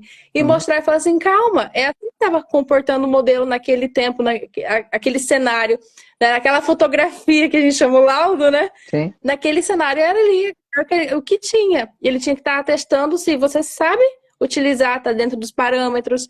E não algumas coisas que estão muito fora ali, né? Tem um poder ali que não precisava. Né? É como nesse credenciamento da Caixa aqui, que ele pediu uma avaliação do método evolutivo, né? Ele pediu laudos evolutivos. E aí é o seguinte, aí uma pergunta foi muito interessante de um amigo, foi o seguinte, não, porque aí, veja, o método evolutivo, né? Como sou eu que estou fazendo, o avaliador ele quer saber se eu conheço o método. Então eu posso, por exemplo, pegar uma casa, né? E em vez de fazer pelo comparativo, porque ela tem muitos dados, mas eu quero fazer pelo evolutivo. Aí eu pego, avalio o terreno e reproduzo a casa e faço. Aí, e o que é que você acha disso? Eu digo, claro, que se fosse eu estava cortado. Por quê? Porque conhecer o método significa saber especificá-lo para quando não usá-lo, inclusive. Então, se você tem dados por comparação, você não vai fazer pelo evolutivo. Então, aí porque o cara ligou para mim achando um absurdo isso, sabe? Eu digo, não, absurdo é você fazer pelo evolutivo que está dizendo já que não sabe como é que usa o método. Você já está especificando o negócio para querer enrolar o cara. Só que você, né, o cara entende do assunto, né? Então, é diferente de um E a galpão, que norma. é eventualmente. Você vai para a prevalência do método comparativo, né? A prevalência do método comparativo, assim. Ele não pode obrigar a usar o método comparativo primeiro, porque você não controla a disponibilidade de dados. Mas sempre que você puder, tente. Né? E aí é diferente de um galpão, que embora tenha muito galpão, pode ser que naquela região não tenha. E aí você é mais fácil de fazer. Então, fazer reprodutivo de casa é um risco muito grande. Né? Porque Não você recomendo. dizer que não tem, entendeu? É difícil. Realmente, e faz muita diferença isso, né? De olhar e falar assim, mas por que que eu não posso fazer? Isso eu fiz isso numa perícia, mas numa perícia você querer encontrar a benfeitoria, aquele valor fez o quantitativo daquilo ali, que é explícito naquela realidade, com aquele padrão, que às vezes tem uma anomalia ali que você identifica que vai desvalorizar. Então são coisas diferentes, né? De eu pegar e utilizar ele ali no banco para um credenciamento porque você fez pelo evolutivo. Então, são Isso. coisas que a gente tem que entender também que tem uma diferença, tem uma exigência, a gente vai querer cumprir o máximo, mas também tem o outro lado que pode, às vezes, olhar e, tipo, não precisaria tá contestando isso, mas acontece também, né? Então, a gente tem que estar fazendo evitar o máximo possível essa subjetividade. Por quê? Porque você vai ter o respaldo da norma. Daquela ali, quando, por exemplo, do comparativo, você tem os seus cálculos, tem os parâmetros, você consegue contextualizar, você consegue demonstrar, você consegue colocar as características. Aí vem o analista, por que você não utilizou tal variável? Porque ela não foi relevante. Você consegue mostrar, identificar, não foi relevante por causa disso, disso, disso. Então são coisas que você consegue ali falar um pouco mais. Né? E É. isso porque existe também a subjetividade, por exemplo, de um estado de conservação. Os seus olhos podem ser diferentes dos olhos daquele outro analista, né? De qual que é o estado daquilo ali. Então, tem subjetividade aí também, Sim, mas ainda tem um pouco mais de respaldo, né? tem. Vai sempre existir, né? Porque na hora que você extrai do mercado informações para avaliar um ativo imobiliário, né? E você escolheu 70 dados, e eu for escolher também, eu vou escolher outros 70 dados, dos quais 30 vai ser igual e 40 diferente, significa dizer que a gente está ali buscando convergência de percepção, mas não acessou as mesmas informações. Né? E aí o método científico ele tem a função primordial de tentar calibrar essas diferenças. Entendam um modelo de inferência, o que é um bom, fazendo uma analogia com um trumpete. Um trumpete. Um bom modelo, como um bom trumpete, toca uma boa música. Então, a música que sai do trumpete é o valor do mercado. Show. Os pistões, né, eles são as variáveis. Né? Então, você varia ali, né? E aí, as variáveis não podem variar tanto, porque senão o pistão ele cai. Significa dizer, se variar demais é porque eu estou comparando 20 metros quadrados com 900. Aí o pistão não aguenta, não vai sair uma boa música, porque né, o equipamento não está calibrado, né, pelos dados, pelas variáveis corretas. Então, é o princípio da semelhança. Semelhança não é igualdade, mas também não é discrepância. O modelo não consegue ajustar tudo. Então, não adianta botar dados de tudo a tudo, né, e achar que o pistão vai caber. Vai sempre ter uma nota dissonante, vai ter uma música, mas é dissonante. Por quê? Porque você não respeitou a ideia central, que é o princípio da semelhança. Não existe um limite. Eu tenho só antecipando uma pergunta, né? Eu tenho um avaliando de 100 metros quadrados, né? Então, a minha pesquisa é de 50 a 200? Não. Você vai fazer a pesquisa por aderência e por disponibilidade, e vai testar depois, inclusive vai analisar ponto de máximo e mínimo. Não confunda a regra de extrapolação com a regra de pesquisa. Não tem regra para pesquisa, tem para extrapolação. Né? Então, porque é metade e o dobro. Para não ficar tão discrepante. Mas não é a extrapolação em si que fala na norma, né? Que é o avaliando não ser contemplado É, naquelas características. é. Entendeu? O que acontece é que quando você abre o range de pesquisa, né, e essas estimações dentro do modelo, elas se dão por interpolação, né? Então eu venho caindo com a área, quanto mais suave for a curva de preço unitário, mais significa dizer que ali eventualmente você tem boas interpolações acontecendo. Então quando eu mudei para cá, eu mudei para uma área um pouco maior, para um padrão construtivo um pouco. Então, por que é que tem que ter muito dado? Porque tendo muito dado, eu tenho muito padrão construtivo, eu tenho muito estado de conservação, eu tenho muita quantidade de quarto. Então, eu crio uma nuvem densa de possibilidades que faz as interpolações não mudarem tão bruscamente de lugar. Então, quando eu saio de uma área de 100 para 110, é uma coisa. 100 para 170, possivelmente eu vou ter um outro padrão construtivo. Eu tenho uma quebra estrutural nos preços que gera um desbalanceamento. E aí esse dado, ele pode gerar, esse modelo pode gerar uma estimação descolada demais da realidade do que se eu tivesse um caminho percorrido ao longo de vários dados. Então existe uma lógica científica da construção do preço unitário em função da densidade de variações das variáveis ao longo da curva, para poder eu estar sempre pulando de galho em galho e não de árvore em árvore, entendeu? Porque senão eu vou ter um gap de intervalo ali. Imagine que eu tenho ali uma distância grande na pesquisa de 100 e 170. Meu avaliando é 130. Eu não tenho nada perto. Eu vou cair numa interpolação que está atendendo a norma, mas talvez esteja estimando mal. Porque a pesquisa não foi tão legal. Léo, tu está dizendo que não basta vencer a extrapolação. Exatamente. Eu estou dizendo que você precisa construir uma nuvem bacana para poder a estimação ela ser microscópica e não macroscópica. Estou esticando um pouco mais a corda? Tô. Por quê? Porque é assim que tem que ser. Né? A gente precisa elevar o sarrafo do Instagram. Instagram não é lugar de falar besteira, não. É de falar engenharia também. Isso aí. E às vezes isso também mostra na homocedacidade, né? Quando fica uma lacuna muito grande, ué, mas o que eu posso fazer aqui? Preenche com esses dados que não tem, né? E eu tinha falado também no começo, porque às vezes a gente olha e fala, tá, aqui tem um intervalo que às vezes vamos supor, tá de 3.000 a 5.500. Aí você vai pegar dados que estejam ali.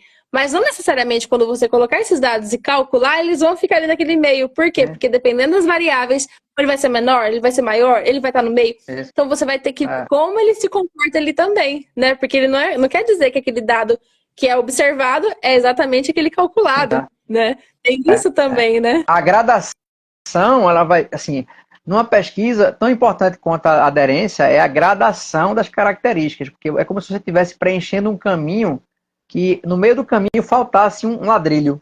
Então você pode ali atropelar o andar, entendeu? É muito comum, é por isso que você tem valores desbalanceados, né? Tem um atributo de padrão construtivo, alto e normal, 1 e 2. Tenho 30 dados, tenho 27 normal e tenho 3 alto, né? Tá, veja, desbalanceou. Talvez, se o avaliando for normal, show de bola. Se ele for alto, talvez você dê um gap tão grande que distorça o valor do mercado. Porque ele vai para um alto, sim, mas para que padrão construtivo? Não sei. Aliás, para que estado de conservação? Não sei, porque eu não consegui preencher o caminho. Então ele fica jogado ali, né, em uma zona onde você não está muito claro. Aí ele vai ficar a reboque de outras características, entendeu? Se você não preencheu o caminho.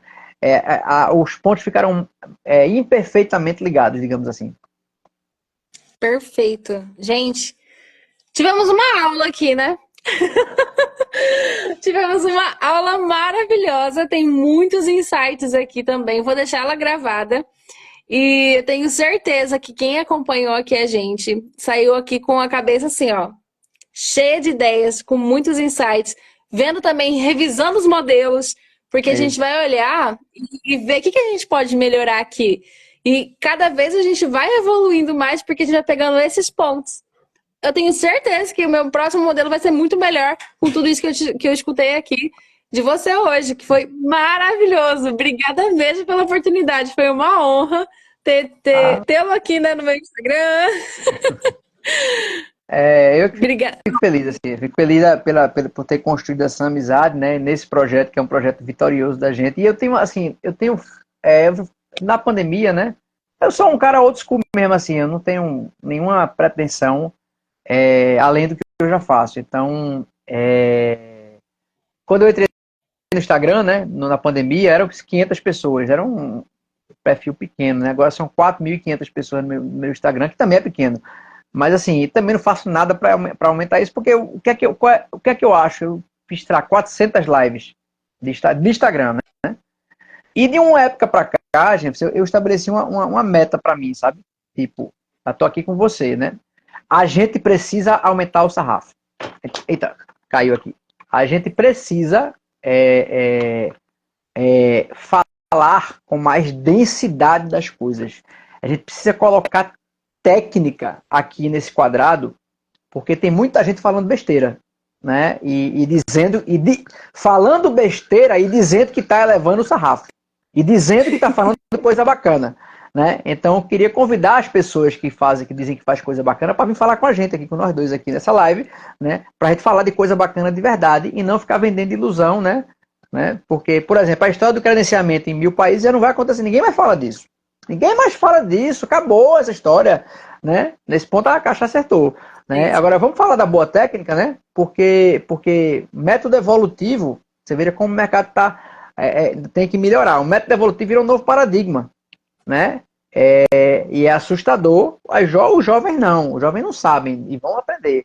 Mas gente que tem 20 anos de avaliação com dificuldade de método evolutivo. Não faz sentido isso. Parou de estudar. Parou de estudar. Né? E a gente tem que elevar o sarrafo mesmo, porque é a forma que a gente tem de peneirar, né? Das pessoas entenderem o quanto isso precisa ser dito mesmo. Esse ambiente aqui é um ambiente que dá para falar. Né? Eu tenho essa premissa de um tempo para cá.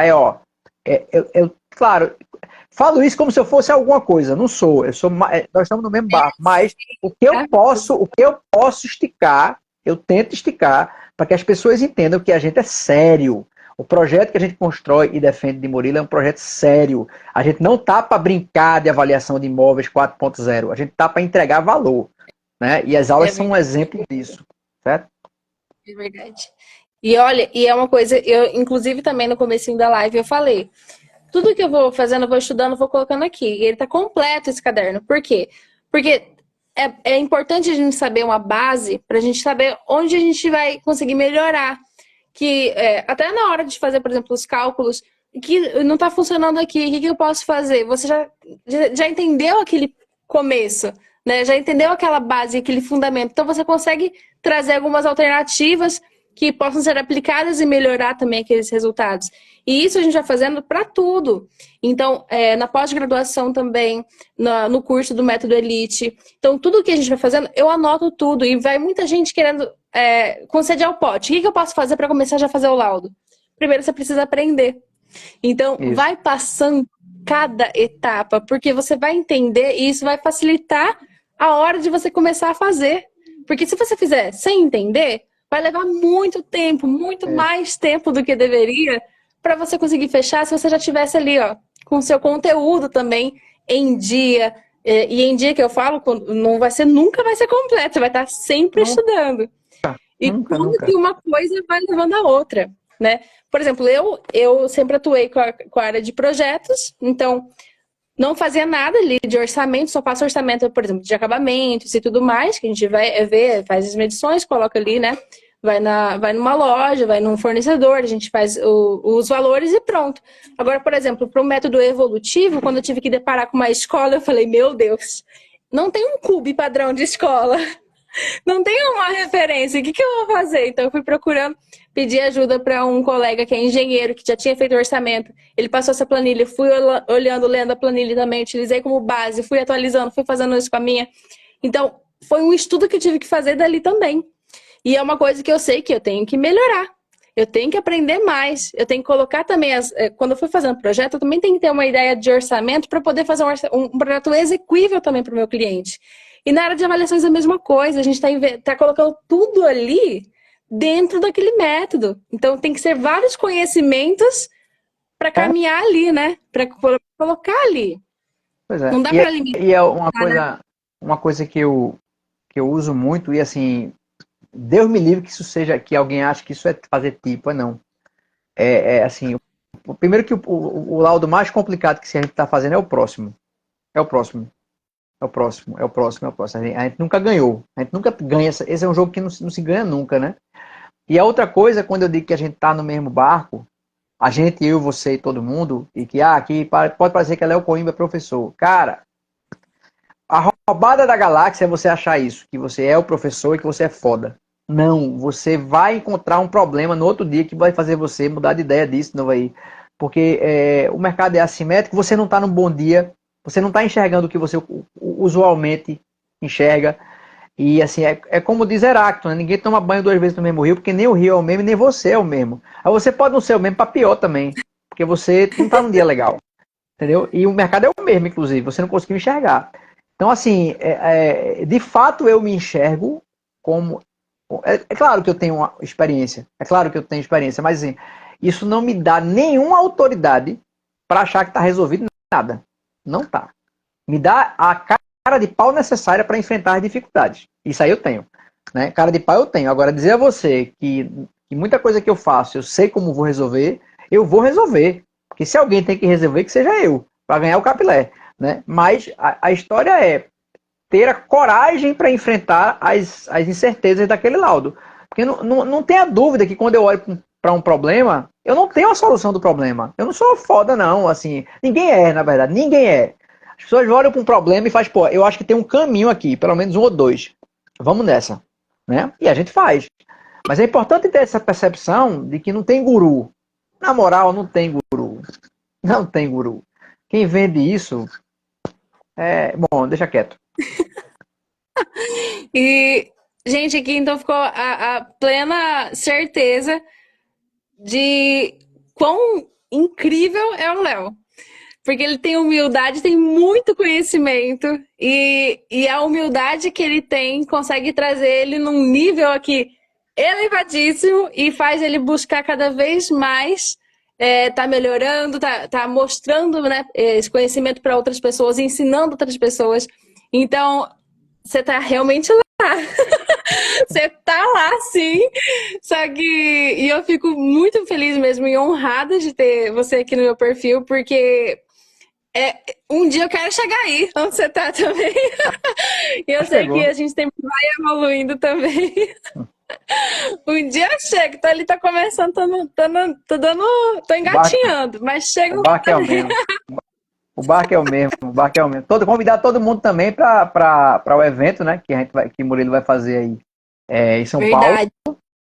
Vamos estar lá no evento também. Vou ter a honra de poder bater um papo lá no evento. Então, todo mundo convidado para estar lá com a gente em novembro, para poder a gente, né, juntar essa galera toda, vai ser bacana. Vai ser bacana. Eu vou Vai. chegar antes, que eu não sou menino, né? Eu vou chegar com Renata dia 4 e vou ficar até o dia 11, né? Para ver se eu consigo dar uma descansada, passear um pouco e tal. E Olha isso, aí vai ser massa. tá muito bom. Gente, então fica realmente o convite, vai ser em novembro, né? 7, Acho que é 7, 7 e 8, né? 8? Foi 8 e 7, 9. 8? 8 e 9. É sexta e sábado. 8 e 9. É, Sou ótima com dados. eu também. Mas vou estar lá também, o Léo vai estar lá, vai estar ensinando a gente ali mais ainda. Então, vocês tiveram aqui uma prévia da bomba que vai ser esse evento. Gente, eu tô assim, animadíssima, vai ser incrível. E tenho certeza que todo mundo que for aqui vai amar e ter esse network, essa conexão aqui, né, com as pessoas, de olhar, por exemplo, essa grande referência que está aqui e olhar ali, palestrar, entender, aprender, já leva o caderno também para anotar, já vai colocando tudo. Então, ó, quem for ali, ó, Araraquara, em São Paulo, já vai ser em São Paulo, viu? Já vai lá, não perde a oportunidade, já tá sendo vendidos os ingressos. Qualquer coisa, pede ali também aqui no privado que a gente vai estar passando o link. E vamos participar, tá bom? Obrigada, Léo. Tenha uma boa Valeu. noite. Obrigada pela live surpresa. A melhor live aleatória em linha reta daqui para Campo Grande. Recife Campo Grande aqui, olha. É. Muito bom. Até mais, Tá, gente. gente. Obrigada pela Boa noite. participação. Tchau, tchau. Tchau.